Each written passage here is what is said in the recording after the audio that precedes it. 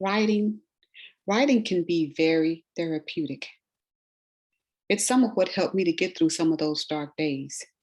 And I would like to encourage you that if you have things that you're dealing with, if you are a recent sexual assault victim and you can't find the words to share with people, or you feel like they won't believe you or they won't understand, I encourage you to write that down. It is very encouraging to be able to write it down and just get it out of your system and on paper. It will really help you to deal with it. This is what I did for years. And one of the poems that I wrote is titled The Silent Tears. Haven't shared it with anyone, just a few people along the way. And I wrote it many years ago because there's time that people can see you crying, but they have no idea how deep the pain really is. There's times that they see you and they don't know just how much pain lurks within inside of you. For me, writing was therapeutic. It helped me to get those things down on paper that I probably would have never shared with anyone. And it helped me to really express all of the things that I was feeling at that time. So please take some time and listen to this original poem called The Silent Tears. I will tell you that it's pretty deep. So if you have children around, you may not want them to listen to this. And it starts off with the exact way that I was feeling at the time. The silent tears. The worst part about being raped is the horror you feel inside. Someone just took your virginity. They walked around telling lies. And for those of you who have never been here, you can never imagine the many, many fears, the nightmares that keep you up at night, the many, many silent tears. Someone pulls you into their car. They tell you, hush, don't make a word. The gunpoint is in your face, the sounds that can't be heard. Now they say, look at me, my face you'll remember no more. Put it out of your head right now. I'll kill you if you open that door. So now some stranger has their way with you, maybe not a stranger at all.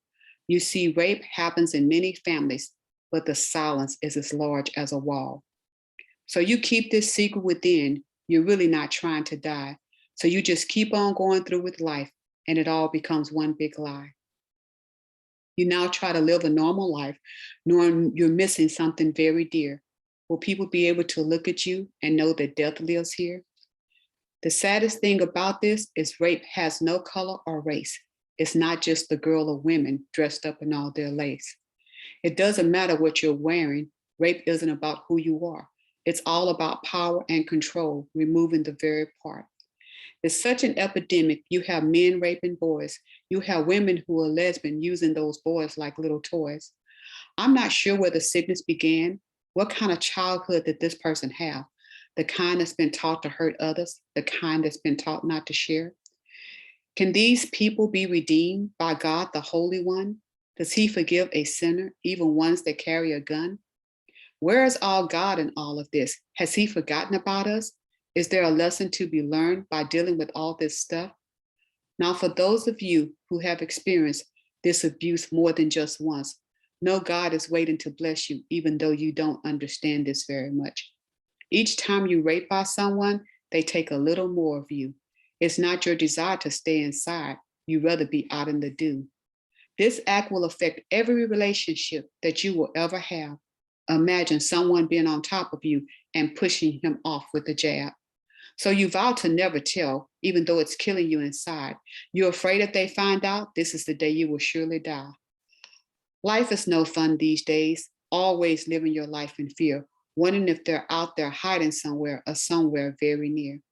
These days, they're found another name they feel more fitting than rape. It's now called sexual assault, and it leaves you in a desperate shape. So many times you ask the question, oh, why? Oh, why was it me? Did I do something to cause this mess, causing me to never be free? I cry out to the Lord. I wonder, can he hear my voice? His word says he hears my every cry, and he answers without even a try. Even to this day, people ask me, am I still in pain? They ask me questions like, why do you even share? It's hard for me to look back at some of the things that I experienced But I feel like if I keep that inside, then I can't truly help those that's experiencing it right now. I want them to know when they come to scars of the pain of the past ministry that I know what they're feeling because I've truly been there. This isn't just some nonprofit that was thrown out there. This is a ministry that I feel within my heart, that I have the desire to help both men and women, women and men.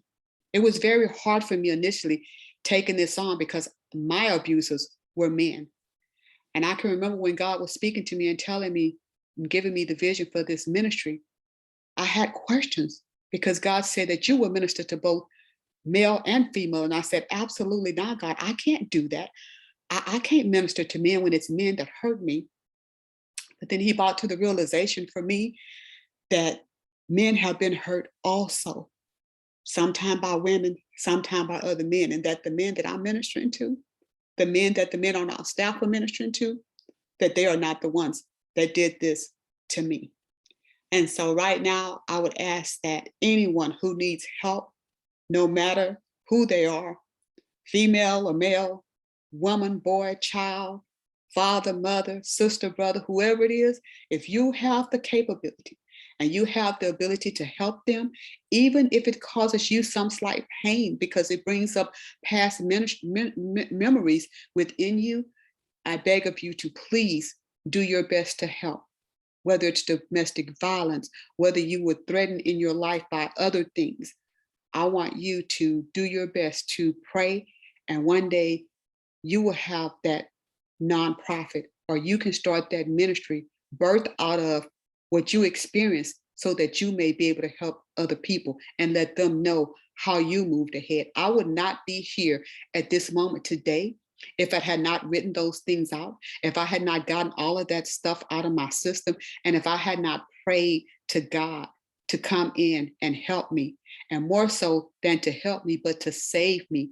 And the person that I needed saving from most was from my own self, because during those times I went into self-sabotage mode and I would overeat because I didn't want to symbolize anything that even remotely looked like someone who was beautiful, because I didn't want to feel like I was drawing attention to myself.